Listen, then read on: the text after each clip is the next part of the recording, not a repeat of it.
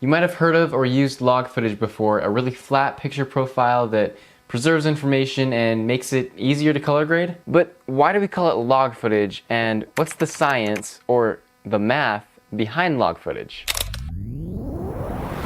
Your color profile or picture profile is the look that's applied to your footage. In each one, the colors and contrast are slightly different. You can typically choose from standard, vivid, natural, monochrome, and more. Log is a type of picture profile that doesn't have very much contrast or color or much of anything really. What it does have is more data, or so we're told. But why? What makes log footage so special? The idea behind log is that if you shoot with a certain look and bake those colors and contrast into your image, it's harder to change it later. So by taking all of the color and the contrast out of it first, then it's easier to change later. Hence why log looks so bad out of camera. That's kind of the point. Every camera brand has its own version of a log profile. There's C-Log, S-Log, V-Log, D-Log, you get the idea. They're all slightly different, but they all have one purpose: preserve information. Most non-log profiles try to get as good looking out of camera as possible so that you don't have to go back and color it later. Now, your camera can't reproduce every color that the human eye can see, only some of them. This is where bit depth comes in. Bit depth is the number of colors that your camera can reproduce measured by shades per color. The higher the bit depth, the more colors that your camera can reproduce. Let's pull up Desmos.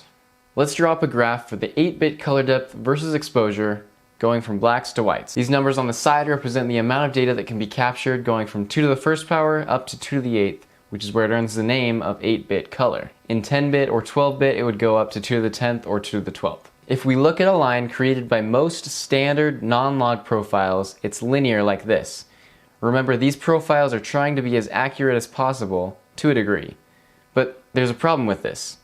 Let's look at the actual values for these numbers. If we add up all the numbers below 2 to the 7th, we get 128, which is the equivalent of 2 to the 7th.